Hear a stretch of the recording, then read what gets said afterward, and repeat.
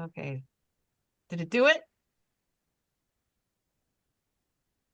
Is it recording? It looks like it's recording. Yes. Okay, perfect. Um, so yes, hopefully, hopefully that covers it. Okay. Yeah, record it. Whatever you need. Ask questions as you come up. I went to Chaminade University. I got my master's there. I'm a licensed mental health counselor in the state of Hawaii, a licensed marriage and family therapist in the state of Hawaii. I'm a certified Gottman therapist, and I'm also registered to practice in the United Kingdom. With the British Association for Counseling and Psychotherapy.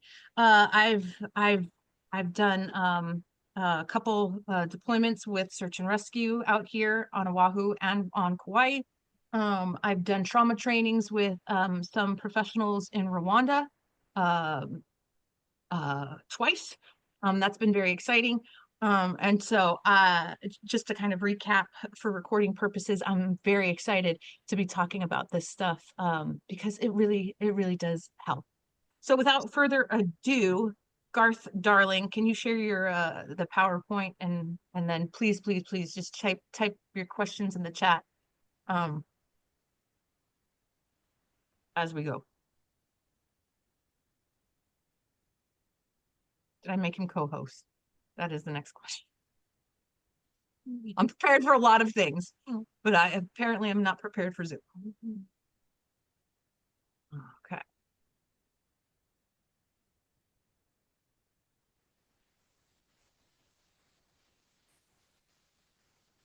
All right. Next slide, please. Okay, so when we start looking at stress, sometimes that can be hard to define. It actually comes from a physics term, which is the amount of tension placed upon an object. Um, Stress is a pretty natural response to these challenges. Um, Again, it's designed for short-term functions. Once stress becomes chronic, then it wears on our vital organs and our immune system. So we really want to make sure that we are regulating ourselves and nourishing ourselves. And for those of you that go out into the back country or go out into these kinds of scenarios that are you don't know if you're going to have steady supplies or whatnot, those things, it's it's always going to seem like a lot, and there's always going to be something to do. But in these kinds of circumstances, the best way that you can uh, be of use to your community and to a disaster scenario is to really put yourself first. And in fact, with Oahu Search and Rescue, when we're coming onto the scene, we have some rules. And the first rule is rule number one, I'm number one. Yeah, I'm number one. This becomes super important, especially if you start to see your other teammates struggling.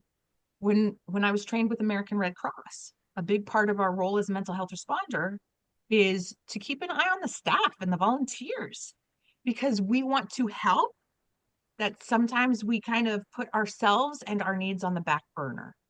Okay. A lot of you are we have a retired nurse here. We've got some other people here who have done a lot of cool things. A lot of common signs of stress: headaches, fatigue, muscle tension. Um, I want to say, like, especially like back tension is one of the most common physical things that I hear. Emotional, irritability, anxiety, and thinking about emotions. Anxiety can look like irritability, but so can depression, and that's okay. Like, it doesn't mean it's something you have to deal with. It's just something you're scanning for. So whether it's anxiety or depression, it doesn't matter in this kind of scenario. But just know that that might be another sign that something is going on. Behavioral changes, eating, sleeping habits, things, looking at those kinds of uh, those things. Have we lost interest in things? Do we have a hard time concentrating?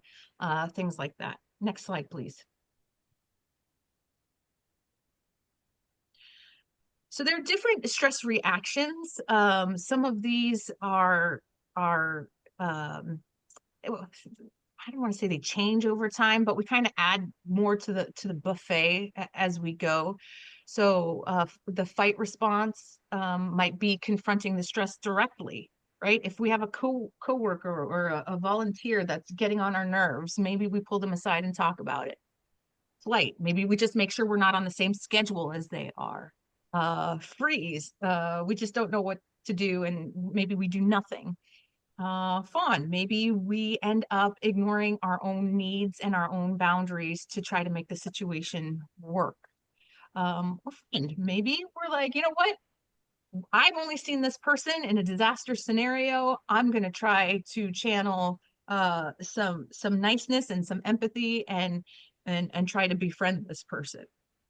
So stress reactions, they're not always that clear cut. For our purposes in regards to like physiology, what we look at a lot of times, is, especially using the lens of couples work, one of the things that I do with couples is I monitor their heart rate during conflict. Okay. And they've done lots of studies on what they call flooding in Gottman terms. So you're starting to look at heart rate increasing for average heart health, anything over 100 beats per minute. We're just sitting here talking about our schedule, and my spouse's heart rate is 107. That's a reliable indicator that the stress response has kicked in, and he's now perceiving this kind of discussion that is something threatening. Now, it might not be on a conscious level, but once that happens, we have a lot of changes that happen to the brain. Um, oh, can new people joining see this? Oh, I hope so. Can everyone see the PowerPoint? You can Yes, see. Okay, yes. okay, Awesome, Amanda. yeah. So and they did all kinds of stuff. They had them hooked up to like those little electrodes. They took urine samples and blood samples, and they did all this stuff to study what was happening between these couples when they were flooded with stress hormones like adrenaline and cortisol. And they found that most people who were flooded with stress hormones had no idea. Okay. That is a problem because if you ask people, hey, sh do you want to take a break? A lot of times they'll be like, nah, I'm fine. And they don't know. Okay. It was only through these physiological measures that we understood what was happening. And so what we found was in these control studies, they would see that people had physiological signs of flooding. They would send in their research associates and they would be like, oh, I'm so sorry, but we've double booked this room. Can you please go wait in the waiting room so that we can get this other room set up for you? And they would have them in there for 20 to 30 minutes and do nothing. That's it. And they would bring these couples into the room to continue the discussion. And inevitably, they were able to have a healthier discussion just from taking a break. That becomes really important because it will take, for our purposes in a disaster scenario, if we've got a person in safety, it will take no less than 30 minutes for those stress hormones to leave our bloodstream. So once they enter the bloodstream, the body is making changes very quickly to do lots of things. It's mostly sending its resources, though, to the large muscle groups, okay, to fight or flee, usually, right? If you're fighting a tiger, you might not want to friend it. Sometimes we might freeze, sure. But for our purposes, we're really going to be looking at fight or flight. So once that happens and again, for our purposes, we're going to cut the brain into two parts. Okay, we've got downstairs and upstairs, or the lizard brain and the wizard brain. So the lizard brain is responsible for things that are outside of our awareness. We've got coordination, we've got the emotional center, we've got the memory center, we've got those kinds of instincts, things like that. That's the lizard brain. The lizard brain, to its credit, is very fast. What's that noise? Okay. And so even if it's not an actual threat. It's low res, okay? So the lizard brain, very fast, but very low res. And it's going to take time to upload to our wizard brain. For our wizard brain to be like, oh, that noise, let's take a look. Oh, that's just the cat. Okay. The wizard brain, very slow, but very detailed, high res. Okay. And what ends up happening when stress hormones kick in? The wizard brain goes offline because you don't need to worry about algebra, spirituality, or these other things that are abstract thoughts in our wizard brain. Like if you're running away from a tiger, don't worry about algebra. And that's really so the body can make these very huge huge feats of strength and prowess without thinking, right? You've heard some of those stories. They're probably not true, but for example, those moms who like see their kids stuck under a car or whatever, and they lift up whatever. But you get the idea where you have these very like, ugh, and those kinds of things are coming from that survival brain, that lizard brain that's just made to make us move quick one way or the other. Okay. And so part of our work for disaster mental health is just trying to get people to safety because that short-term thinking, that reactive thinking, again, it's great to try to get away from a tiger, but if we just lost our house in a fire, that's not really going to help us deal with the insurance company or coordinate with our providers or be able to reliably like even communicate kind of what we went through, like we might be in shock and things like that. So that's not the brain for long-term problems, and it's not the brain that we want for solving long-term marital issues either. So that's why it's important to, when we can, as much as we can, stop and try to do things that lower the heart rate. And that's one distinction that we don't always hear in regards to healthcare and healthy coping skills. A lot of times, and I'm glad it's making mainstream, but sometimes this stuff gets thrown around in ways that it loses its essence. Um, when I was working with child welfare services, like if people were struggling, it was and they were burned out, it was almost posed as it was their failure for not taking care of themselves. We've come a long way from that point. So I mean that's a good thing, and I don't think it's too much like that anymore. But it leads me to the next notion, which is capacity, right? Looking at our capacity to manage stress. And in a disaster scenario where there are literally lives at stake, the stakes are so high that of course we're like, I don't need to pee. I don't I can drink water later. I can, because you see all this human suffering, and if you're not careful, you're going to get lost in it and then you won't be effective anyway. Yeah. So I don't know how I got on that rant. Next slide, we'll see where this takes us. Okay, so a big part of navigating holiday stress is really again, how are we setting ourselves up? A lot of this stuff is predictable with holiday stress. Um, we want to oh yeah, yeah, yeah. We want to plan what we can, and I'm gonna share a little holiday stress plan.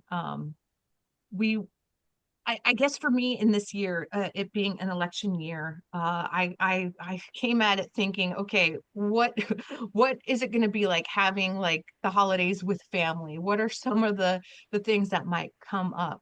So, thinking about this time that not everyone is going to be on the same page about these things, and a lot of people want to talk about it. Thinking of on the outset and making a plan. What boundaries do you need to set, and with whom?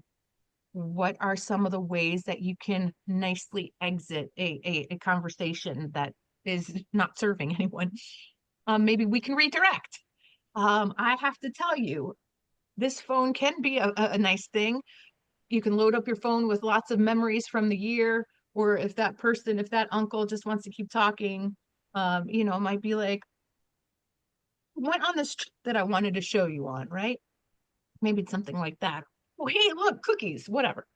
Respond with kindness. We'll talk about some ways of how to look at that. Get others involved. My spouse is a very good partner, and he he's very good with people.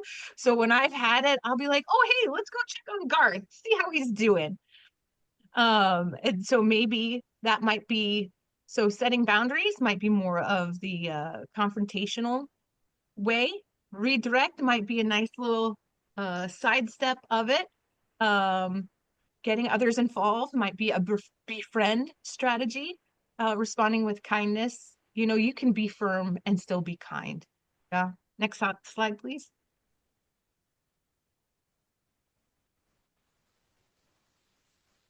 And a lot of things you'll learn, like in psychological first aid, active listening, full attention, no interruption, being strong on your nonverbals. Even in this training, I try to be very present, even though I'm this big, right? Like I tried to be very present with using gestures and showing that I'm engaged. It's not just about talking, but really demonstrating that we're being attentive.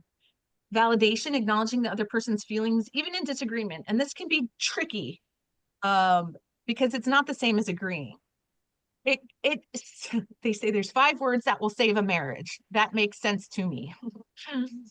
And sometimes that's all you need to say is, someone's having a hard time. Oh, wow. I get that. That makes a lot of sense to me. The pitfalls here are known as the 4 horsemen of the relationship apocalypse, as identified by, Amanda, yes. Amanda, what are the 5 words that can save a marriage? Can you tell us that Oh, again? that makes sense to me. And I'll put it in the chat. Thank you. I wonder how many marriages we're going to save tonight. All of them. Okay. Um, Pitfalls here are talking about the 4 horsemen of the relationship apocalypse identified by the Gottman Institute. So I'll talk about these. Stonewalling, criticism, defensiveness, and contempt. I did not put them in order. So let me put them in order. So typically so the Gottman Institute has got like 50 plus years of marriage research behind it. And it's revolutionary in a lot of things. And to date, there are only 4 divorce or relationship failure predictors that we know of, and those are them. They're ways of communicating. And in fact, in about a 10-minute conversation, if you film a couple and you send it to the research team at the Gottman Institute with about 94% accuracy, they will predict whether a marriage is going to make it or fall apart. It gets even crazier because they can make that prediction within the first 3 minutes of how a conversation is started, 6 years down the line. He went to MIT for math, John Gottman, and then he really liked psychology. So he took his little nerd math brain and he made a lot of discoveries. So from 10-minute conversation with 94% accuracy, he can predict divorce basically based on how we communicate to others, especially when you're out and it's not comfortable. You're in the back country, you're on some crazy disaster mission, you're doing all kinds of things, or you're just going into a hostile territory at your mother-in-law's, right? Like if we can watch how we communicate, um, we can still have a good relationship without doing damage. So let me talk about how this usually starts. It usually starts off with some kind of harshness, like, hey, give me that remote control. All right. And that it might be bossy, but it's not necessarily dipping into blame and attack. Russ. But once we start talking, getting into some harshness, if we're not feeling our best, maybe we haven't eaten, maybe we didn't sleep well because we're out and getting, cockroaches crawling on us or whatever. Maybe it's just not a great day. But we feel like there's this harshness. Usually what we'll see is criticism, then defensiveness, then contempt, and then stonewalling. So looking at how these go. So criticism and contempt are attack maneuvers. And if you remember nothing else from me tonight, just know that contempt is the worst one. The second you talk to people like they are stupid or like you are better than them, I don't care whether it's a marital relationship, a friendship, or just a customer service situation. The second you start talking to people like you're better than them, that's when you start to lose them. That's when you start to really do damage. So contempt is coming from a place of superiority, talking down to someone. Oh, what, you cannot tell time. I learned to tell time when I was 5, right? I didn't raise my voice. I didn't call any names. It can also be sarcasm, mockery, disrespect, those kinds of things, especially if someone's trying to talk to you about something important. That can very, very corrosive, very highly correlated with divorce and relationship failure. Criticism is still an attack maneuver. However, it is very much about like the character or the behavior of the person. Always and never are real good indicators of criticism. You never help around the house, you're always late, those kinds of things. Defensiveness, really, it has a several different flavors to it. Defensiveness is usually cross blame. I didn't pick you up. Well, you didn't do the laundry like you said you would. You don't see me making a big deal about it. Sometimes it's innocent victim stance. Oh, why on me? I just tried so hard to help, and I'm just they're so nice, and you're right. Like here it is. Like it might be the whining, it might be picking on me, things like that. Can also be justification. And when I was working with the Army, I heard this a lot. It would be like, the soldier comes home, the spouse is upset, the soldier came home late, didn't bother to call, right? And the first thing out of the soldier's mouth is, I don't know what you want from me. It's the Army. You knew what we signed up for, right? I feel justified and expect to be excused. That's another form of defensiveness. What the antidote to defensiveness is, though, is taking responsibility for your Oh, part of the problem. Not all of it. It's not all your fault, for sure, but like, maybe it's like, oh, hun, I'm so sorry. I was so fried. I didn't even think to text you to let you know I was going to be late. I just totally spaced. I wanted to get the job done. I'm so sorry. I know you must have been worried. Please forgive me. A humble request, and thinking about this in all your relationships, not just, a romantic one. Um, and then stonewalling. Stonewalling, it looks like shutting down, zoning out, ignoring, or maybe physically just leaving the conversation without resolving anything and just kind of leaving the person hanging. And so it can be tricky. It can be tricky to learn how to bring a conversation back on track once it's gone off the rails. And we're going to talk about how to one little I statement that we use a lot to help that, because especially when it's crunch time and we are all trying to come together as a community, and we might all have different reasons for that. We want to do our best so that we can come together and not just get into that blame and attack game. Um, be mindful of nonverbal cues, body language, tone, facial expression. A lot of times in these kinds of scenarios, we do need to sometimes give direct orders and things like that. But depending on who you are and what you're doing, and if you're not even really in charge, you kind of want to watch your command and demand tone. Um, and that's just barking at people, right? We want to make sure that people feel appreciated and not just barked at. And then we talked about I statements, and we're going to get into that now. So on next slide, please. Okay, so this is the one that I use the most. So stating the positive need, especially with loved ones. If you're going to be with loved ones this week, hopefully it's people that love you too. So I feel blank about blank. I need blank. The part here for this I need, that is the secret recipe for success with you. All right. So that's really what we want to make sure. Don't leave that part out. Okay. So, for example, again, I was thinking politically. I feel anxious when we talk about politics because the conversations often get heated. I need us to have these discussions in a calm, respectful way where we both feel heard. The statement focuses on maintaining a peaceful conversation, prioritizing emotional safety, and it might be other things, right? Hey, I feel really anxious about the house. I really need for us to sit down and make a plan for what needs to get done this week. Or hey, I'm feeling really discombobulated on this deployment, and I need a break. right? But we want to focus on what we are doing, not what the other person is doing as much as we can. Sometimes stuff needs to get squashed. I get that. I get that very much so. I don't know what happened to my light. I'm sorry. I didn't mean to go all dark here. Next statement, please. Or next slide, please. Okay. So these are, I tried to come up with some helpful things that you can take anywhere, whether it's in a disaster scenario or it's, at your family's house. Um, we have some quick methods to lower stress and help regulate in the moment, because a lot of times it's just, we just kind of have to stay put for a while. And once we're in a place of safety, then and security, maybe then we can pursue, say, longer term therapy, things like that. 4-7-8 breathing. This one a lot of people are familiar with. Anyone a Dr. Andrew Weil fan? I am. He talks about 4-7-8 breathing a lot. And that one is real easy to do.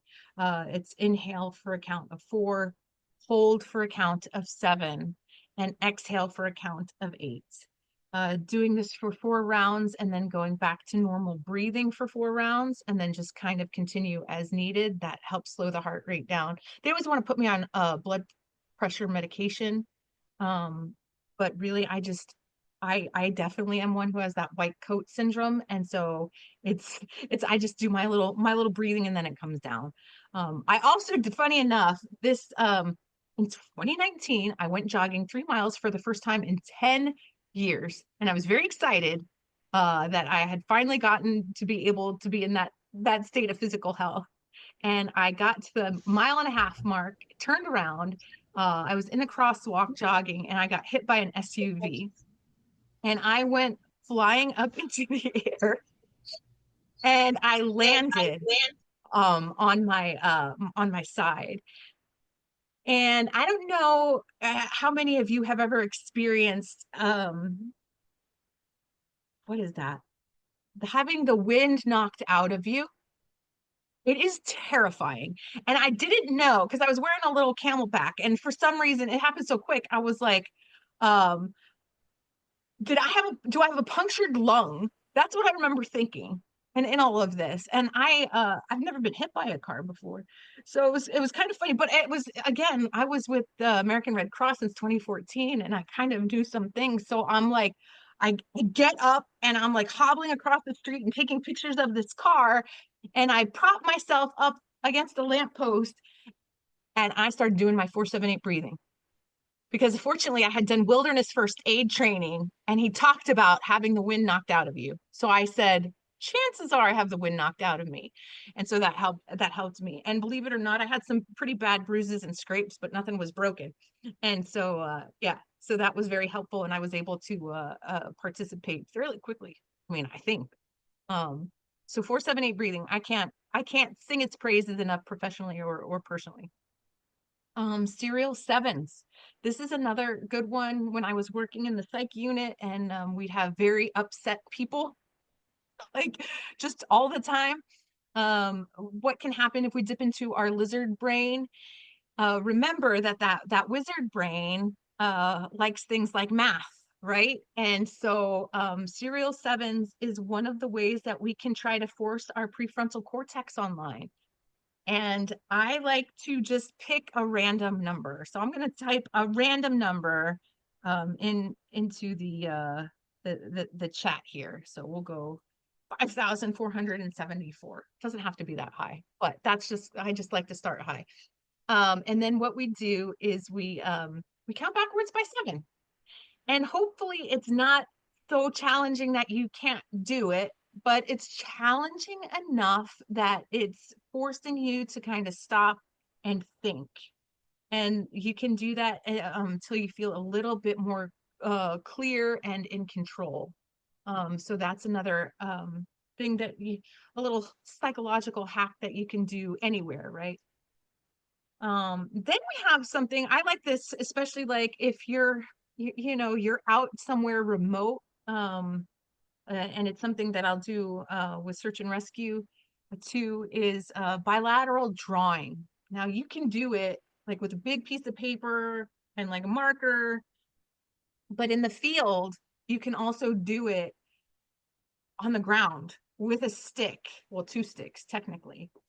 And really, what it's trying to do, it's trying to get both hemispheres of the brain working together and really trying to get that brain integration. So there are a couple ways that you can do it.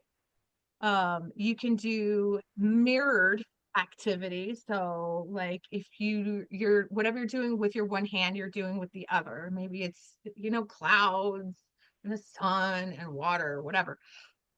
And but also you can just draw whatever with both hands. And there's something about oh, sorry. Okay.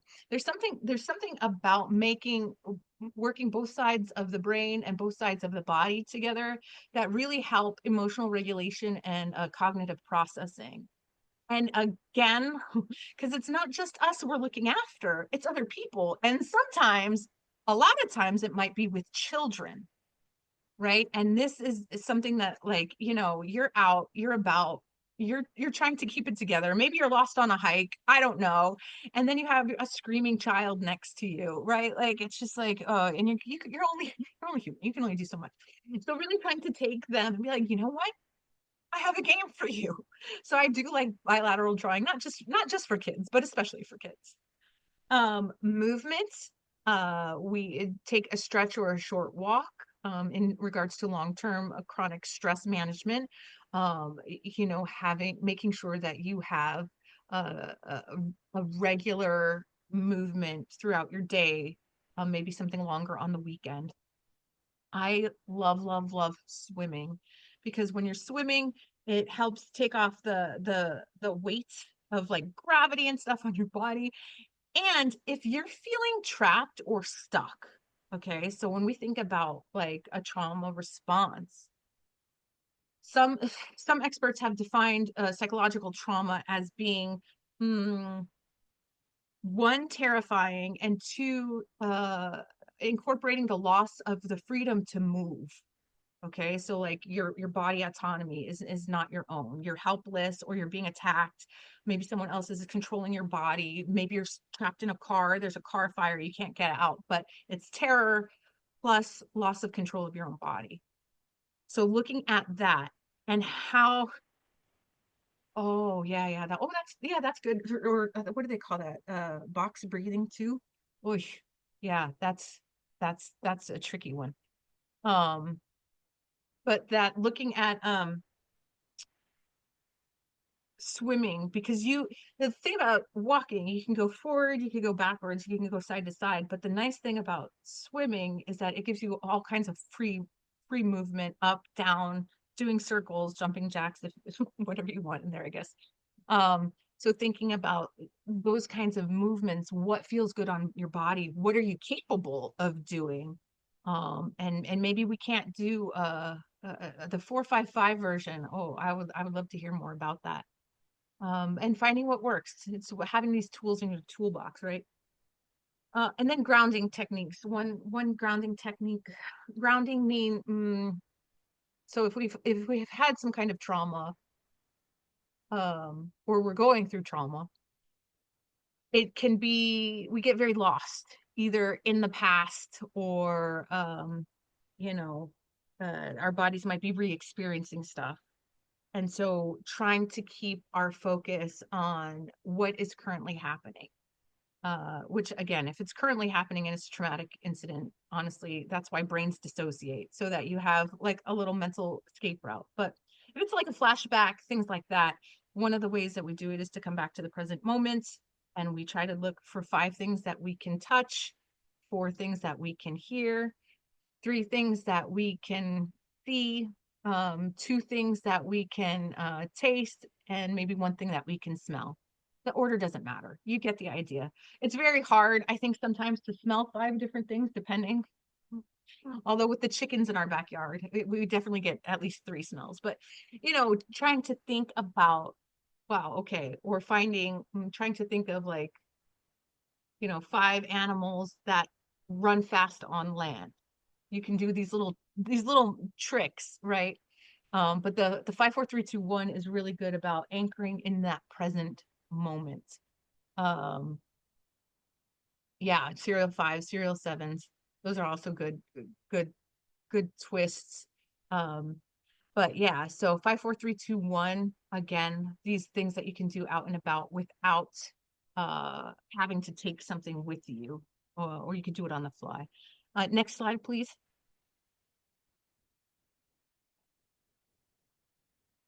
Okay, so then I brought some examples for the stress care plan and the mental health first aid kit, and we'll be sure to get these slides out to everyone.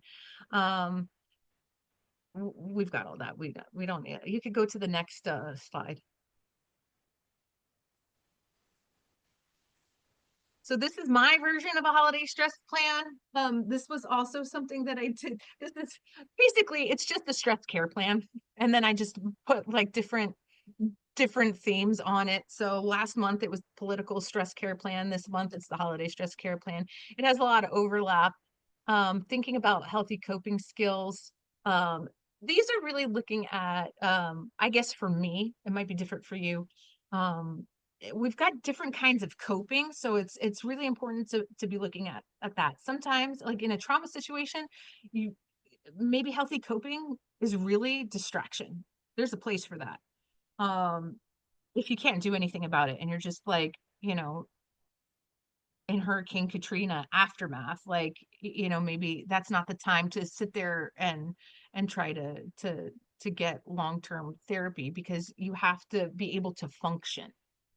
That's part of that.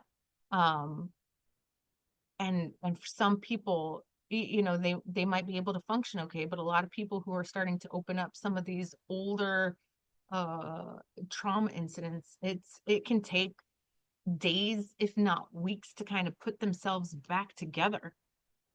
So again, depending on situation, distraction for coping skills, there's a place for that. Then we have kind of like these reflection coping skills like journaling, talking to a friend. That might be helpful. It might include uh healthy coping in regards to exercise, or it could be healthy coping in how we spend money. Maybe we're making sure to donate some of the money that we have if we're in an impacted community. Social support, trying to think of the people who really be there for us. And if we don't have people, then that might be something that we need to work on before there is a disaster.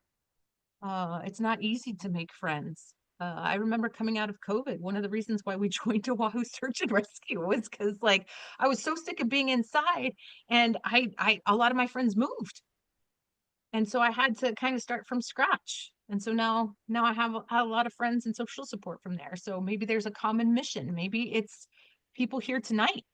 Yeah, that'll really get your back. Things to avoid. Maybe we know if we're going to go see Uncle Johnny, we're not going to we're not going to drink because he's going to say something stupid and I'm going to react. So, depending on what's going on, maybe I need to avoid drinking, or in the next column, maybe I need to limit my drinking. Okay, any holiday party, I'll have 2 drinks and I'm done. Things to indulge. This one for me, this was what did I put? What were things to indulge?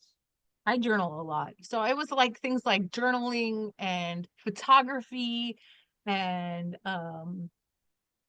what else? Oh, hummus and chips. If I was going the food route, I thought that would be okay. Droning, those were things that I was putting under there. Things to look forward to. This one can be hard in a disaster scenario depending on how severe things are. Um, I had clients with the political stress care plan. They would make they made plans for after the election so that they had something to look forward to afterwards. If they have like a rough week, maybe there's a big test at school, right? And we're going to work really hard and we're really stressed about it. Maybe one of the things that we're doing is like going to the Bishop Museum. I love the Bishop Museum. I love the planetarium. So that might be something that I install on purpose after a predictably hard time. Like, okay, I know that going to visit my auntie is going to be awful. And so I'm going to plan my own do-it-yourself care plan, do-it-yourself spa day at home afterwards, or watch my favorite movie afterwards, right? So we can be very intentional, especially if we can predict that a bad day or a bad meeting is coming. Places to go.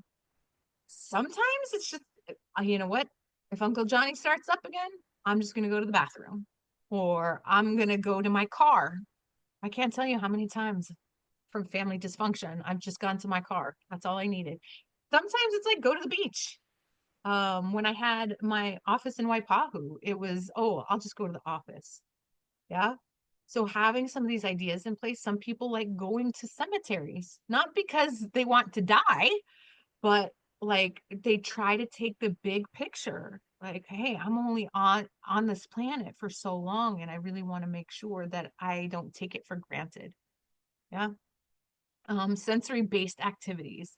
So this might be a little bit deeper than healthy coping, because it might be really about just trying to keep your body calm even if your brain is not calm. So like I'm online doing couples counseling, and under here I have a little foot massager, right?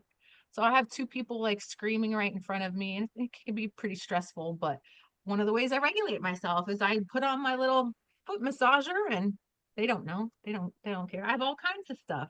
I have like positive prompts. I have inspirational things up on my wall that I can see. Again, coming back to the 5 4 3 2 1. I have music that helps calm me down. I have a whole playlist to help me relax. I might have a little stuffed lion that helps, might be my comfort item. If I'm stuck somewhere, especially if I'm hiking with children, heaven forbid we get stuck somewhere, it's important to have a comfort item. Um, thinking of those kinds of things, but the sensory based activities, because remember, it's a mind body connection. So if the mind is acting up, sometimes we can calm it by calming the body. And likewise, if the body is acting up, sometimes we can calm it through prayer, journaling, meditation, those kinds of things. So really knowing yourself, and again, having whatever toolbox you have. Gratitude, being like keeping in the forefront of your mind the things that really make your life easier or better, even if it's hard, even if you can only come up with one, just no repeats, right? um but it can be hard to focus on gratitude, and if you can't come up with anything, that's okay, but give it time and don't just ignore it. Don't just say I don't know. Think about it. There's some people who swear by that when they wake up, as soon as they wake up, they think of three things that they're grateful for, and that helps prime the brain, they say anecdotally, to look for the good stuff that's around, because the good stuff is really there. Things to eat or drink, especially if you are maybe taking a break from alcohol, or if you're in recovery, thinking ahead of what you are going to eat and drink instead. Maybe you're on a diet, maybe, all these other things. You want to be thinking about some healthy alternatives. I have become a mocktail queen now that I have ended my relationship with alcohol. Uh, I like to have a Mediterranean diet kinds of food because I know it's good for the brain, and I like to have tea, and I have it all listed out and on hand, right? So it might be worthwhile to pack some snacks and things, whatever you need if you're going somewhere for the holidays. Again, being very intentional. In Hawaii, and for the National Disaster Distress Helpline, you can call or text that number down there, and our crisis line is 988. Next slide, please. Okay, and this one I think is super fun. So I'm gonna talk about this. So mental health first aid kit, it can be as big or as small as you want. I am bringing this little example, the size of an Altoid tins that I just painted, and I'll just throw it in my purse. Okay, and so I want to talk about some of those things in there. So again, I cannot be prepared for everything, but I can be prepared for a lot of things. So I have got wet in here, but I have these pictures of my kiddos.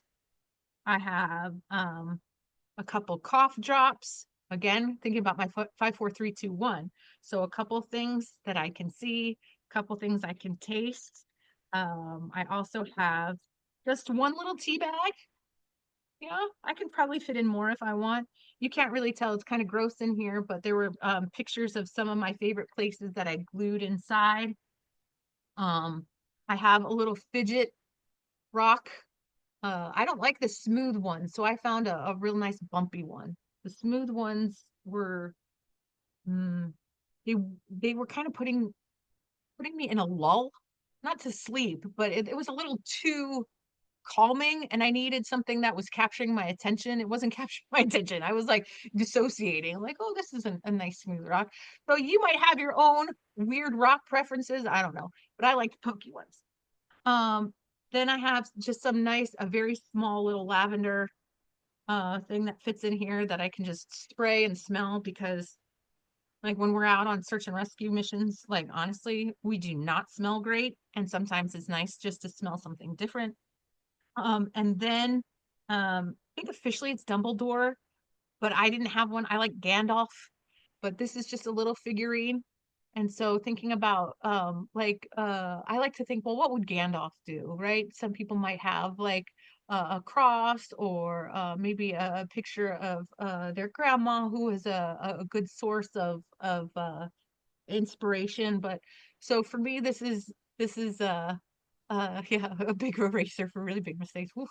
Um, and I just and I it again, it tries to help me pull me out of myself and take a look at the big picture.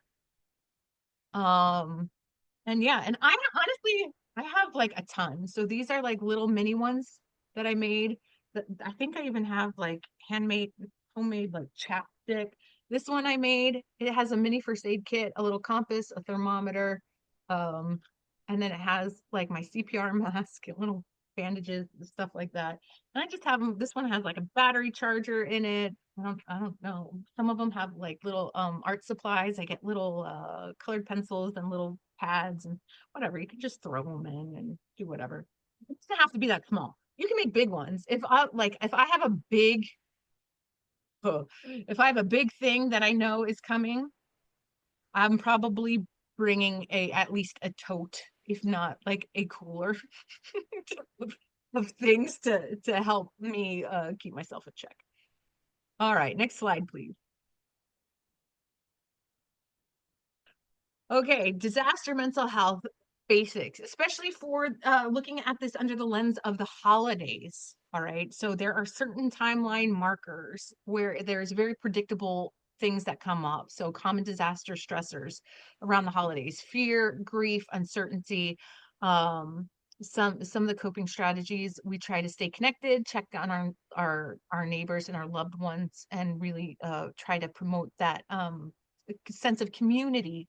Why? Because loneliness is a real big health negative impact. And so um, a lot of times in let's say a couples counseling setting, I get one partner who's like, I need to shoulder this on my own. I don't want to burden anyone with this. And so I'm just not going to say anything.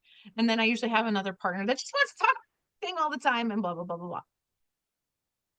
A healthy and happy couple, they want to share the load. They want to know what's going on with their partner. It's not a burden. It's what they signed up for, right? To be there for their partner. And hopefully that y'all have somebody who isn't going to see you as a burden.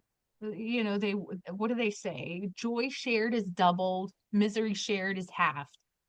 And when we have people in our lives that uplift us, hopefully that's what's happening. And if not, we might have to make some tough calls about who we give access to ourselves to, right? As again, depending on what you're faced with in a disaster scenario, keeping traditions as much as you can, or something close to it, right? It depends what you're going to have available to you. Maybe it's nice. We have, hey, what do we do for what's that meal you like to make for Christmas dinner? Was that a rib Oh, roast? rib roast with Yorkshire pudding. Yeah, like even that, like even if we don't have gifts, even if we don't have whatever, like I will be upset if I don't get the rib roast and Yorkshire pudding. I don't know why. Right. So maybe we can't have a full tree this year, but like because we live in a small place right now, and we got a little, it was like a baby Christmas tree, and it was like this big, right? So is it the same thing? No. But can it help? Sure. What is Yorkshire pudding? Hun, you can answer that because I'm not sure what it is. You can answer that in the chat when you have a minute. Have a plan. I know the Department of Emergency Management has a really great plan online, the Ohana plan. Um, I can get that website too, but if you have a chance, I try to update it yearly. Um, and I keep it on the fridge. I take a picture of it and I save it on a keep note that all the family shares, a Google Keep note, so they have access to it, and I also have hard copies. But honestly, no one looks at that thing except for me, and that's fine because at least I know what's happening. And seek professional help if overwhelmed. For those of you who have HMSA, one of the cool things that they do is they have HMSA's online care. It's an app and a web-based system where you can like go on and they have providers that are just always online, and you can hop into a behavioral health waiting room. You can also they have people who offer on-call slots, and you can schedule with something. There's a lot of options out there depending on what's going with you. Um, and what insurance you have.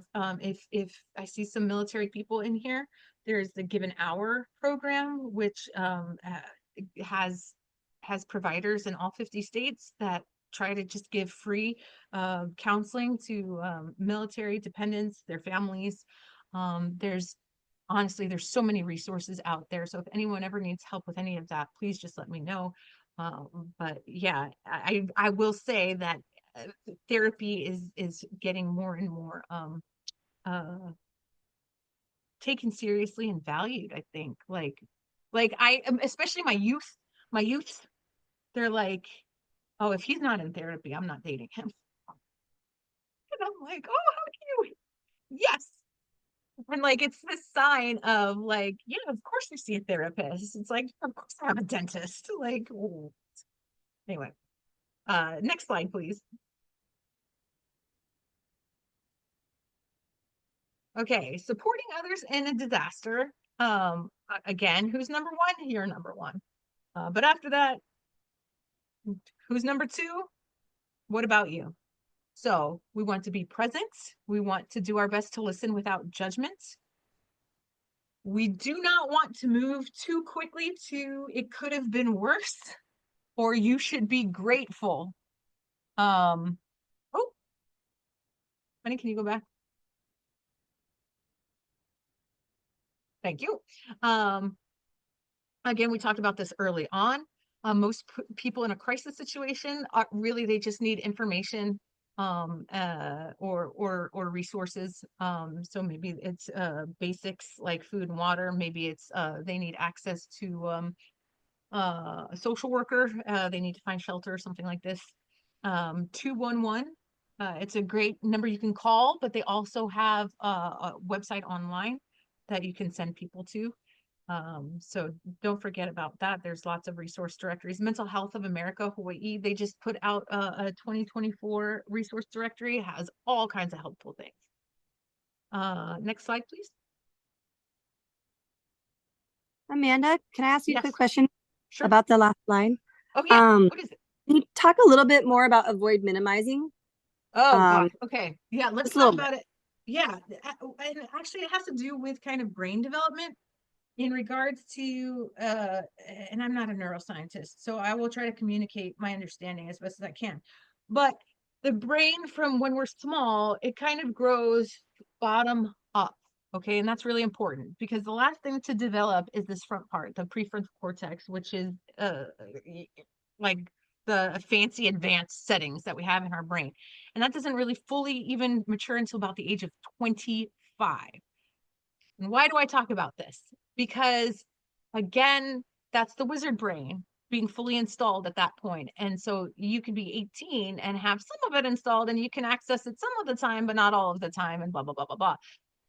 Particularly in a disaster scenario, it's you've got people who are in survival mode, very short-term thinking, very reactive, not long-term thinking, certainly not being able to access higher abstract concepts like God's plan right away, right away. So part of it is timing.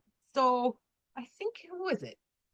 I want to say Stephen Porges, maybe Dan Siegel, but there's some neuroscientist who talks about the three R's, and I'm going to put it in the chat, and then I'm going to talk about the three R's.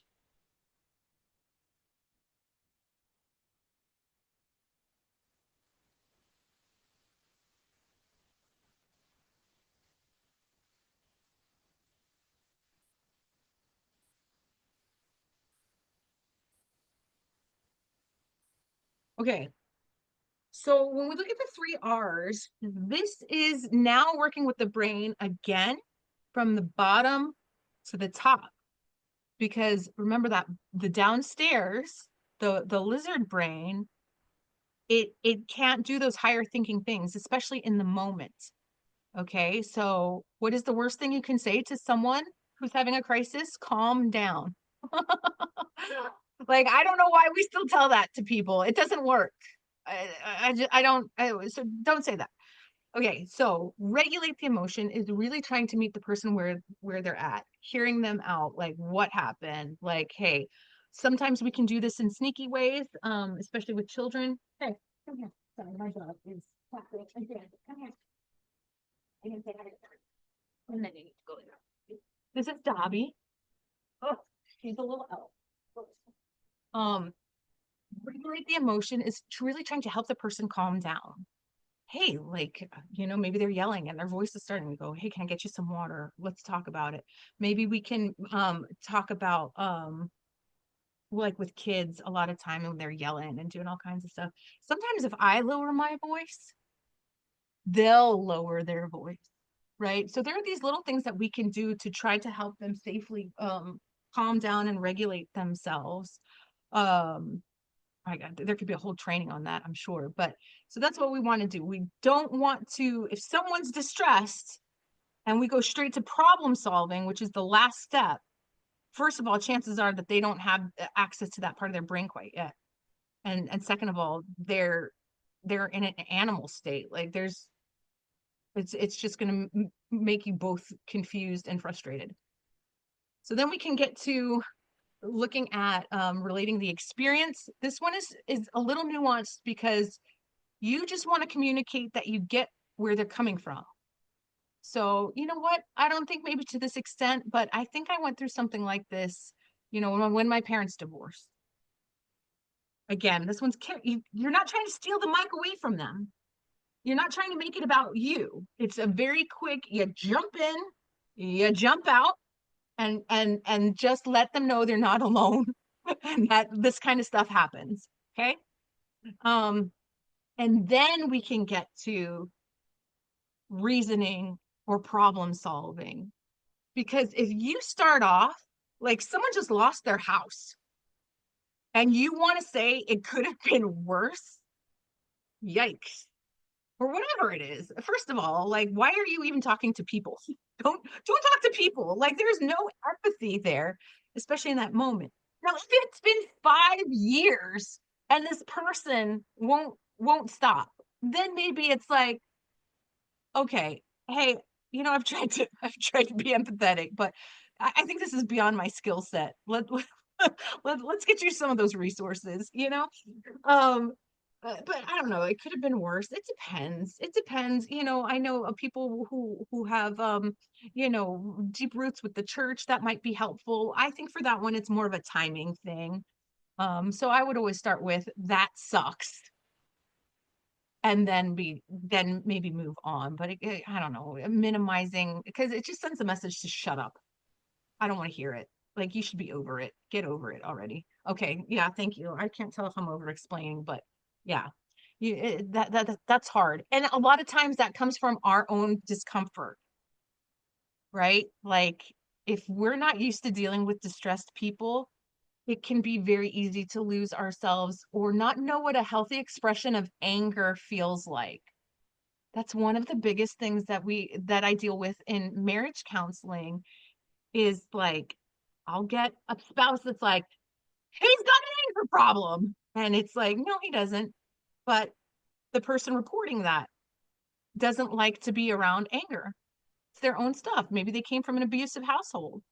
And so even a little bit of yelling for them sends them running, right? So really learning what does healthy anger look like and what do we do with it in a healthy way? Because that can be really hard. Any of you worked in customer service, I mean, first of all, thank you. Second of all, why? I don't know how people do it, but good for you. All right. And again, practical help, we'll share resources, blah, blah, blah. Next slide, please. I don't know how many slides are left, just so you know. I'm just kind of going. Okay, so what to do in a crisis? Immediate steps. Really, again, it's about really getting yourself squared away first.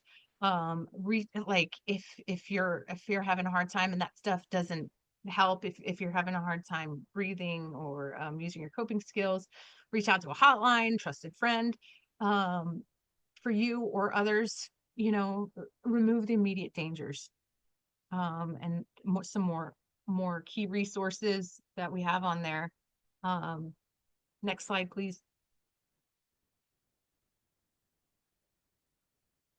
Honestly, I feel like for most of this stuff, for me, who absolutely has an anxiety disorder, is about being proactive, having a plan. Most people that I work with are very smart and resourceful. The trick is, how do we maintain these changes that we want to make? And a big part of it is having a plan for maintenance, right? Having regular check-ins to assess, how am I doing? How are we doing? What's going well? What needs work? And a lot of times I get very smart couples. They'll be like, okay, here's this problem. We've tried all that. We've tried all that. It hasn't worked. It hasn't worked. And it probably hasn't yet. Part of it is maybe you didn't do it long enough, like it didn't work right away, so you gave up. So having a timeline, let's have this holiday stress care plan. Let's try it for this outing with Uncle Johnny. When we're done, we'll come back, we'll see what worked, what didn't work, and we'll make changes as needed, right? Because it's not always, life is dynamic and it might not always be the same plan. Maybe Uncle Johnny has one plan, but maybe Auntie Mary needs another plan, right? Like different things. And so really especially like I cannot prevent bad things from happening. I cannot. Typically, for any problem I have, I am journaling about it and I am exercising about it, usually swimming. And then I'm putting some space between stimulus and response, trying to discharge the tension from my body and trying to see from a clearer place. Because, especially in disaster scenarios, using this winter metaphor today for holiday stress, we're like little snow globes that are being shaken and we can't see and we're trying to navigate all this stuff, and sometimes we just have to put the snow globe down, let the snow settle before we can come back to it. And that's not always easy to do, but having one thing every day that you do for 20 to 30 minutes to help slow the heart rate, whether that's nature bathing, or doing some yoga or some cool things, right? Like that's a really big thing. We got to slow that heart rate. It's not about just go, oh, I know what I need to do is I need to go exercise. Well, that keeps the heart rate up. And so thinking about that, what are some things that can help bring you back? Okay, next slide, please. Is that it? Oh, hey, perfect timing. Okay. Questions, open everything, whatever. That's all the stuff that I wanted to cover. What else is there? Amanda, this was so good. Just because we actually have a lot of questions. I'm going to put a Okay. few resources into the chat for people too. That way people can hang out with us for Q&A as long as they like, or if they have to hop off. So I'm just going to put that in the chat, Sure. which includes the climate health impacts wheel. That was the first thing you and I connected on, that shows how mental health basically expands every single section or sector or discipline. I don't know what you want to call it, dimension of the health and wellness space associated with disasters and climate change. So I put that link in there. I also put the link in for the psychological first aid self study. And we're going to be doing a peer to peer kind of cohort learning on that. So if people want to join, they just can log in and start working on the training. And then next week, we'll meet up and debrief and talk more about it. But I feel like you've opened up like a, I don't know, this whole world. And I so appreciate how you tied it also to the everyday life, like the situation that we experience in a disaster can, the human beings are simple, right? Like our fight flight, it's the same thing in the living room with our mother-in-law. It really is actually, right? Physiologically the same as like a terror situation with a tornado, and we don't know the difference, our bodies, right? So these things are so applicable. I have lots of questions, but I want to leave it open first for those who are here in the space, also, or any of our student leaders who are here with me.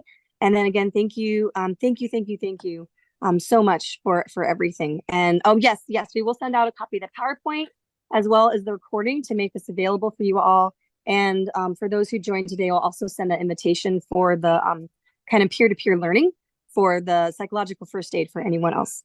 But let's leave the room open now. So if anyone is heading out, mahalo nui loa, thank you all so much for joining. If you want to stay and hang out with us our little after hours, Julie, you won't have to. I'll send the email out, like an email invitation for you guys for what I think it's whatever emails associated with your Zoom account is where it'll go to.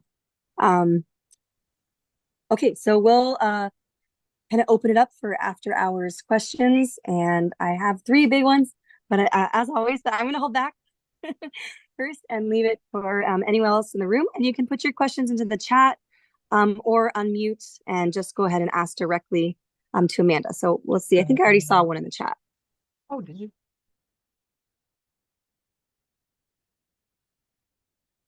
I didn't see it. Can someone read it to me? Deb, you're muted. I saw your mouse say I have to go. Oh, I guess not. Whoa, I have questions. Yes. What? Oh, Oh, go for it. no. What? I put something in the chat, but I didn't mean to be talking. Oh, what was it in the chat? I'm so sorry. Deb, did you have a question for Amanda? No, not really. I just said I really, really liked your presentation. And I learned years ago from a professor at University of Hawaii by the name of Christine Qureshi. And she said, when you're in a disaster situation, it's not business as usual. And that really resonated with me because, we sit down every day and we have 3 meals a day and we do this and we do that, but it's not business as usual. You have to sit there and go, okay, I'm in a survival mode. And what can I do in a survival mode? And that's what Amanda is saying, right now, what can we do to survive this moment, not our normal life? And that just resonated with me with both Chris and Amanda. And I appreciate this very much. Awesome. Thank you. Thank you, Deb. Okay, Julie, I see your got your camera on. Did you have any questions that you wanted to share? And so nice to see your face. I don't have very good internet, so I can't. Mine has been freezing, but I'm here. I saw you when you were outside. It was very good, Amanda. I just beat my own energy up because your energy was up to listen, but I did it. I tried. I'm usually in bed by now. Ask my husband. I get this feeling of, like, what does it take to care enough to take care of yourself? It's like, how do you get to the point of you're important enough and maybe it is that you're needed. That's what the feeling I get in the group is, like, all these people who take care of other people, and it's like when it's maybe it's somebody else's is important enough that you realize you have to be in ready. You have to take care of yourself to be able to take care of others. But That's yeah, definitely helped me. and You know having what, a the good other thing that helped friend. me Yeah, is I like lists. And so I have a little daily wellness checklist. And so now it's actually more like, well, shit, it's on the list. I gotta do it. Like, and I'm the only one who enforces the list. But for some reason that is what works for me. And yeah. so I just have a little wellness It's list. this So feeling, that I get from being here and listening to you and being with everybody, of just like, yeah, it's important. Yeah, we need to do this. And it's like, maybe I should have things printed out all over the house in my life and reminding me. I have it on like my phone. I have everything because it's especially anything new is not going to be your default mode, right? And it's an active process of catching your default mode and switching to intentional mode. Like Yeah, trying to be left-handed if you're right-handed. You're automatically going to grab things with your right hand, and it's going to be a process of catching it and switching and trying, and then it'll become familiar and comfortable and natural. right. Yeah. I've definitely come across the 4-7-8 breathing a lot on YouTube short scrolling. Um, and yeah, that's good. But yeah, remembering the smell, I forget about that. Smelling something to regulate yourself. I'll have to have Mhm. things around, like this little menthol chapstick thing that's supposed to be for migraine headaches, and having that around or something. Yeah, Anything. Yeah. Thank yeah, you so much. This smart. has been really good. And Awesome. thank you, Miku, for inviting everybody. Oh, thanks, Julie. So great to see you. Well, see, I've got a student leader here named Micah, and he's got some questions for you. So I'll just go ahead and hand the mic to him. So yeah, you can just talk there. Yeah, they can hear you. It's on speaker. Hi, Amanda. Hope you're doing well. Before I get started with my question, I just wanted to say that I really appreciate your presentation and the work that you're doing. I'm actually an aspiring therapist myself, so I think it's really awesome to connect with people who have similar passions and interests. I have a question. I was just interested in, from your perspective, what role does telehealth play in improving access to mental health services for disaster survivors in remote areas? Yeah, well, potentially it has obviously it's revolutionary. The trick though is really getting the infrastructure up so that these areas have internet access. Like even on Oahu, like there are spots in like Millennium Tech Park that just drop. And like, that's like on a more populated area. But I'm right now only online. And so there is there are some people that are not suited for online if they have like active addiction, active psychoses, paranoia, if they might be Luddites, and they're not really hip to dealing with the all the technological stuff that comes along with telehealth. I mean, I was talking about HMSA online care, and I love HMSA online care, but it's also the first system that Amwell rolled out, and they're not going to update it until like 2026, even though that the mothership Amwell has gone beyond what HMSA has offered to its people. And so it's not a perfect system. And so that can be complicated. And for a while, like they weren't even including like phone calls for therapy. Mm. And in remote and rural settings, we need to be able to do it as a last resort, not the first resort. I got it. Like, sure, but as a last resort, if you like, I've been when we did a deployment for search and rescue mission on Kauai, like there were two places where I could get data. Two. right? Like thinking about like things like that. I mean, that's not gonna, I'm not gonna be doing therapy off the Nepali coast or anything, but like, like what if we're out there, right? So I don't, did that answer your question? Because I love telehealth is the short answer. And yeah. Yes, ma'am, that answered my question. Thank you so much. And I had another question. This one is actually just pertaining to your career. If you don't mind me asking, what do you like most about kind of your field of work in just like a short kind of summary or few Okay. sentences? When you say my field, do you mean couples counseling, mental health, disaster mental health, all of it? I would say mental health specifically. Mental health specifically. Um, well, keep in mind, I got my starts in the hospital setting. And so, first and foremost, I love that we have medications that help with that. And I will never, I'm not a therapist who will ever poo-poo psych meds. That being said, obviously, I love just, people can heal through talking and through like, they have their own wisdom, and mental health is just I don't I like I so for me coming to it was coming out of my own pretty grief stricken uh depression, and so really learning to be comfortable with my own mind and my own traumas in all of that. It's fascinating. It's like like like there's this part of me that's outside of it, like an observer, and having all these like kind of nooks and crannies that I was really scared to look into before, and i'm just I'm just not anymore. So it's both like helping others but also very much helping myself. Mhm. Thank you so I could do much, Amanda. without health insurance though. I mean, if if I could also tack that on there. Thank you. Yeah.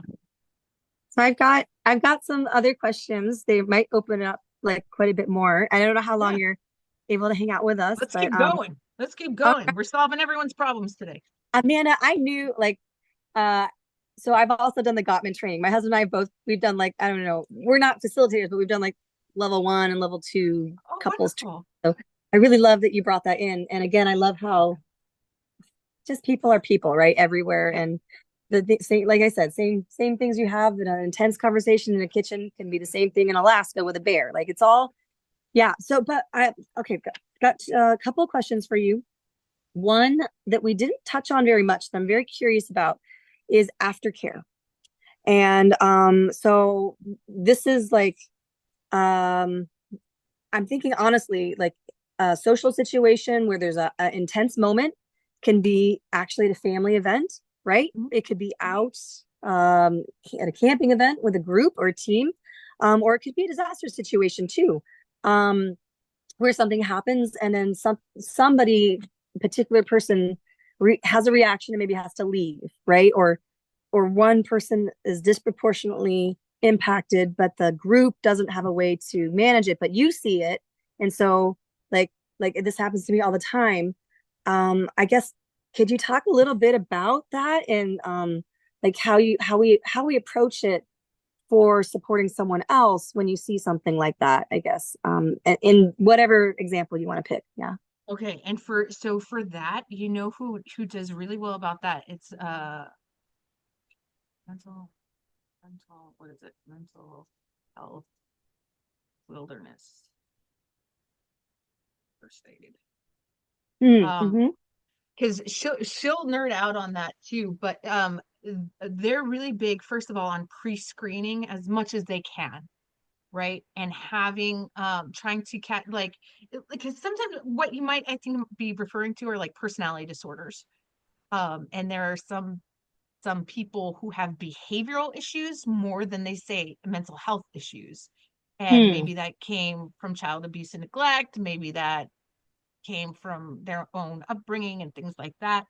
And some people need to be sent home.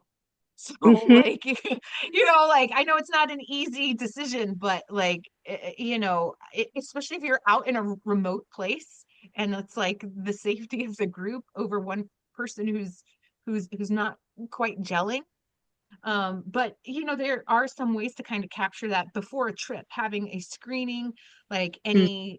you can't make people disclose for sure, but you can offer it and um encourage it. Like if they have a fear of bees, that's very helpful to know. If you're going out on a trail and then they start freaking out, you have a starting place, right?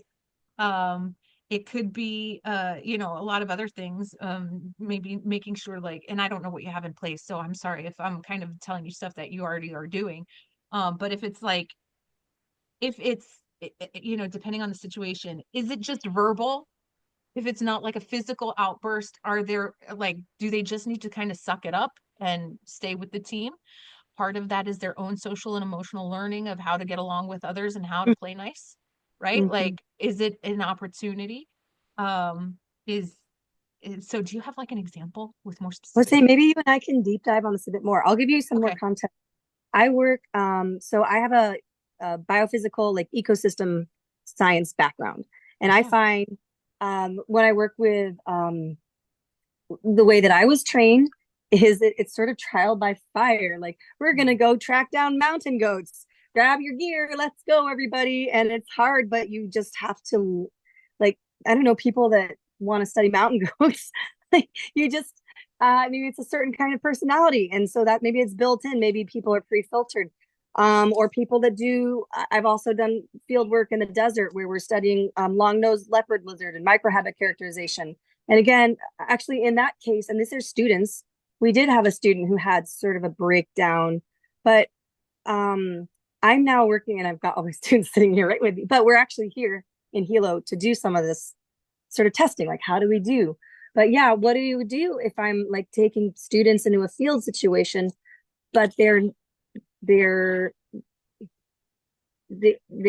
maybe like a psychology student, and so they're not used to roughing it in the woods or having like harsh conditions, because that's not, I guess, a standard part of their education or their expectations.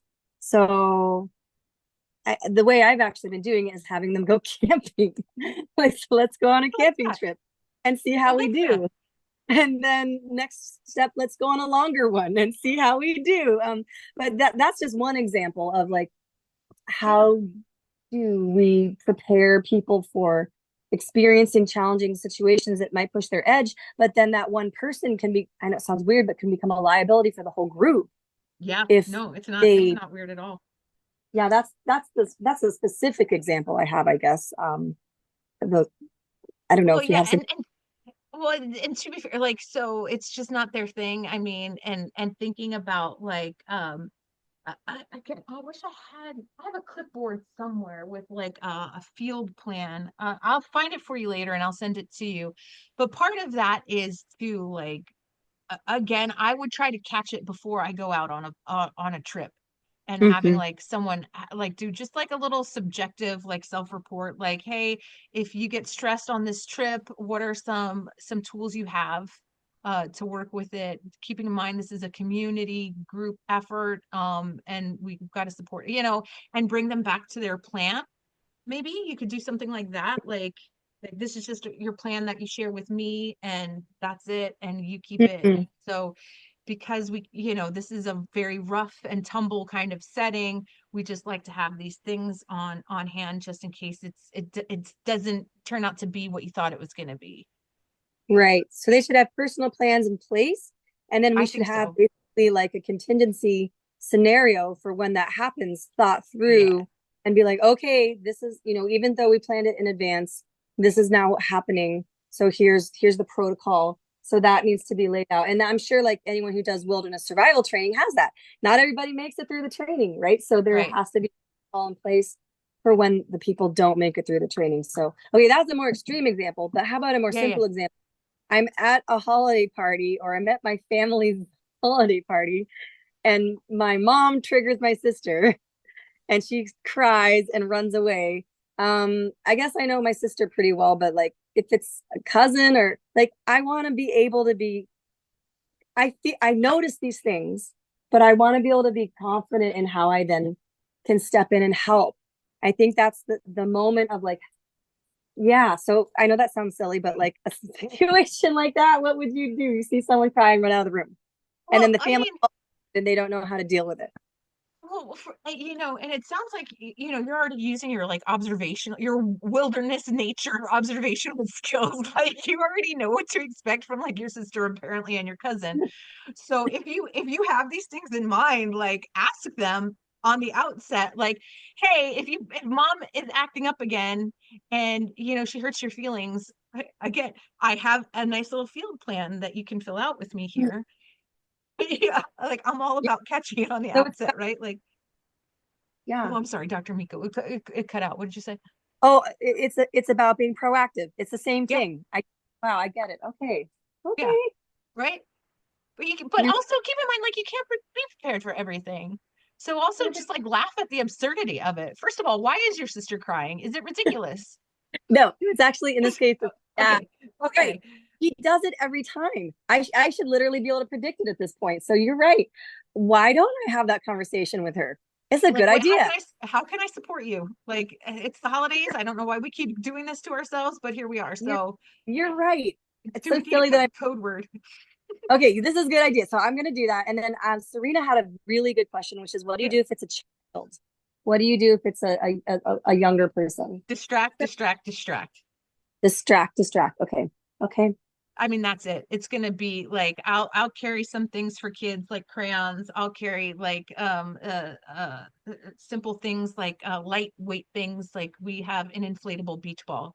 So it doesn't carry any weight when we're hiking, right? But we can pack it. It can also be a pillow, maybe a frisbee, a hacky sack, doesn't matter. Get your twigs, start drawing. Like, you know what I mean? Like, do whatever you need to do. But for them, especially if they're injured, there's nothing worse than dealing with like a sick or injured kid and you have to move. Distract, distract, distract. Okay. Bring stuff for them, even if they say they're going to be fine and they don't need anything and they're a big boy and blah blah blah. I don't care. Bring it for them. This is great. And then so that becomes part of our tote bag or our little kit that we bring is Yeah, distraction, basically. yeah. Yeah. Um, okay, wow. Okay, this is super helpful. I have another question, Okay. which is I have been in this situation so many times that um I don't know how to describe it exactly, but I actually know I'm a mindfulness instructor. I have a lot of different techniques for helping people reduce their heart rate and come into calm and get grounded and all that. Um, when I'm in a situation with my team and I notice people get stressed out, I think I've kind of figured out how to approach that. I say something like, hey guys, how are we doing right now? How is everyone feeling? Do we need a break? Like, I know I can do it with my team, but I've been in many, I'll say many situations now where I'm with a group of people maybe I've just met, or maybe they're a group of strangers in a line, like that we're all waiting for something, and something crazy happens, like, or something really difficult happens. How do you have advice for like the phrase or the way to invite the group to do a thing together? Like it's not weird. Like I can't quite figure out how to do this. And but I've Yeah. seen it happen times. Okay, well, let's start with the first example where you kind of know people. Like Yeah. one of the things that I have tried to step away from because people I have found they are reluctant. Uh, One, it depends on the trust within the group. What are they Yeah. comfortable sharing or not sharing? And so sometimes I just give up asking if people like how they're doing and if they need a break, and I just call it. I say, "Take a break. I don't know about you guys, and I will own whatever the group is going through. So Mm, if the group is, scared, I'm like, I don't know about you guys, I'm scared. So mm, let's sit down and let's let's draw with our twigs. Let's have take a minute and let's try to settle ourselves because this might not be proportionate to what's going on, or maybe it's sometimes it's just naming it. Wow, that was weird. Where did that come from? And then everyone can be like a collective ha ha ha. Yeah. right. Maybe that's all I, it needs. But if you're seeing something like, how are we? That tells me like, well, don't ask them, because I don't think people will answer, honestly. If you have a good working group that trusts each other and they're familiar with each other, maybe, sure. But if it's like people you don't know very well, maybe it's like, well, I don't know about you guys, but I didn't feel good about that. And maybe again, just owning it rather than putting it on them to answer. yeah. And then they can share if they Yeah. want. Is that helpful? That's super helpful. Yeah, I think our group, our particular group right here is actually pretty close, but Okay. but that's rare, right? So Yeah. it's so much common that, but I like that a lot. So just kind of like put it on me, and then maybe I could be like, oof, that was really scary. I'm like, I think I I'm need a gonna, minute. I need a minute. I'm actually gonna go over here and do a little stretching. If anyone wants to join me, feel Yep. free. Something like that. Yep. Yeah. So that, especially, if they're real tough guys, and I have been a stubborn tough guy in my lifetime, it's when we see someone else kind of putting the armor down, Yeah. then it's easier for them to take the buy-in. Hmm. Okay. Yeah, that's such a great suggestion. I haven't tried it that way yet. Awesome. This is so great. Okay, those are like some of my biggies. I was wondering one other thing. It was I started listing things I knew. I'm calling this games for prefrontal cortex activation and calming ourselves.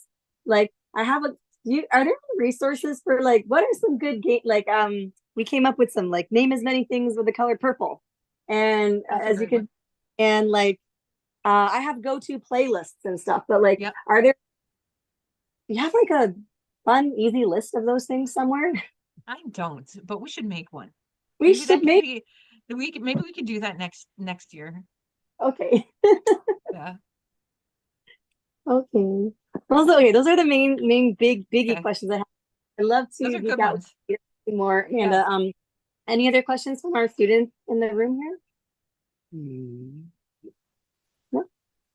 And any other questions from folks online?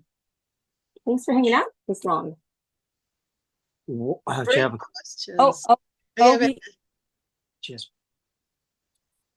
she have a question? wait, did someone have a question online? Sorry. No, I was thanking you for all those really good.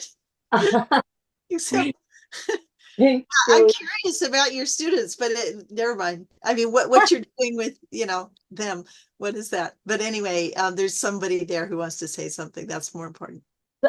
Zach had a question. Well, the I'm running a resilience core leadership program so that our students are supporting community and climate resilience across Oahu in various ways, working with me, working with community members, working on campus. And some of them are getting ready to go with me to the Marshall Islands to support climate resilience efforts there. And it's really an intense trip. So coming out here to Hilo is actually really perfect practice for that because it's almost all the same systems and skills. But the disaster mental health piece is coming up really strongly when we go out to the Marshall Islands because the islands are not going to be habitable in about 20 years.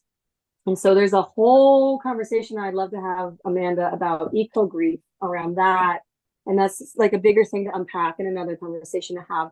But just this is a perfect opening to that. And so I'm so grateful to have this time with you, Amanda. But anyway, Julie, that's what we're out here doing. But Zach did have a question, so I want to throw it to you, Zach. Yeah. Maybe not for this time, but in the future, do you think you could come up with ideas for nonverbal ways to? Because when we go to Marshall Islands, they're not going to be speaking English, yeah. Oh, Okay. scattered. Many. Thinking about though things that you can prepare for, like I think like depending like do they have like Google Translate stuff that can help? They just don't have We'll access. always be with somebody who speaks the language. We'll be with the community leader when we're out in the community. But there's always going to be like enough people to.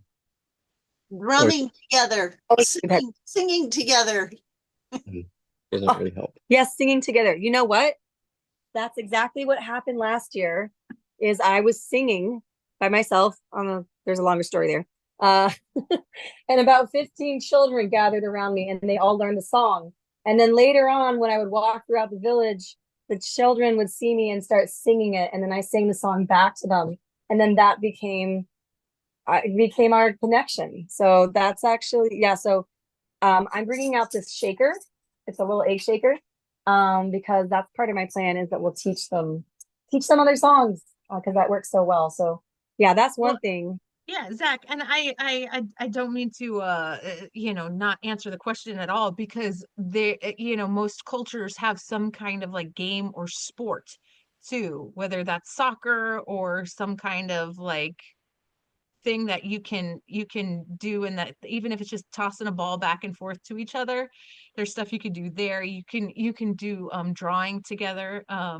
When I went to Rwanda, they were like fascinated by like, and I don't think I'm that great, but like they seemed like super into like wanting to learn how to draw, and we couldn't really um communicate very clearly at times. So I mean, You know, like, oh yeah. you know what's interesting though is the children there are super happy. So like most likely we're gonna be experiencing emotional duress and they're gonna be running around laughing. So that's interesting, right? We'll be working with the adults, on some of this stuff, but like, yeah, it's even just to think about that is an interesting concept just for now. Well, thank you. And I think that we'll probably be meeting with Amanda again. So most likely, and everything, if it works out in like a dream situation here, maybe she'll even be able to go with us. So we'll keep talking about that. Yeah. Yeah. And if not, I'm even happy to just coach from afar, whatever you need, Dr. Miku. You're amazing. Okay. That's all the things. All right. So let's see who we have left here. We've got Joseph still hanging out with us. Thanks for staying, Joseph. And Yeah, Jill, thanks. It's a wonderful presentation. I really appreciate it. Joseph, how'd you find us today? Did Uh, you meet through the learning community or Action 15? well, I don't even know kind of who you folks are per se, except how you've introduced yourselves. So thank you. No, I'm kind of a new employee with. I've been a pediatrician in Hilo for about 20 plus years, but I'm finishing a master's this week. My assignment's due on Sunday, and as part of my practicum, I worked with Janice at Vibrant Hawaii, the Wow. Resilience Hub group, and so she had originally offered me a job, but I couldn't give up my pediatrician salary. So I said, just a volunteer or just carve something out for me part time. So I do about 5 to 8 hours a week, just on my lunch hour or before work, other job work. And so I'm the Resilience Hub coordinator. So she's Yes. really cool. These educational things come up like this, and she just pops them in the chat or lets me know personally. Last week, I just took a whole FEMA training course. So this was a very nice supplement to all the practical aspects of it. This whole mental first aid or psychological first aid is great, and I'm one of the military guys that you made reference to, and it's so interesting to see. I didn't want to chime in too much, but some of the stressors you talked about. One of the things that's most notable in a combat environment it's not just the stress of when you get attacked, but it's when you're in an environment and you're at a constant state of elevated vigilance because you never know when you might be attacked, and attacks are often a surprise, right? So literally almost every stroll you make between your bunk and the DFAC, or anywhere, you're like, what if a mortar lands right there, or what if a rocket lands? What would happen to me if this happens? So you're always constantly in a state of elevated. I'm not saying your adrenaline's always up on that stress level, but I think that's when you finally get back to Kuwait and things are after Afghanistan or whatever. And I was thinking, as you were speaking, I was thinking that must be what it's like for some of you civilians when you're in an environment where there's still kind of a risk, like if there's a flood or if there's, you know, a tsunami risk, but there's still a lot of risk, and it's like that constant level of you know, it just keeps you at and I know there's all kinds of psychology written on that, on chronic stress. So anyways, I was just enjoying listening, but thanks for calling me out. I'm glad you came. I think we met at the Resilience Hub Summit. Oh, outstanding. Well, what's part of my job now. I'm planning that with Janice. Yes, and I'll be there. I'll be Oh, there. good. Well, Janice is working with us on launching the network on Oahu. So Yeah. She mentioned that. In fact, you might see me at some point. She might send me out there. So perfect. So yeah, great. Great to meet you guys. Thank you so much for hanging out with us. Not a problem. I'm going to sign off now. You guys take care. All right. Thanks. Aloha. Bye, Julie. Garth, thank you so much. Thank you. Yeah, thanks, No, babe. it's just fun. We'll be in touch, Amanda. Again, thank you so much for everything. And you can send me a recording. Then we can share it out, and others, if it's okay, if you feel comfortable with that, then I think others are able comfortable to. with that. I've never done it before, so here's Okay. hoping I don't mess it up. Okay, we'll give it a shot. See how it goes. Okay. All right. Thank you so much.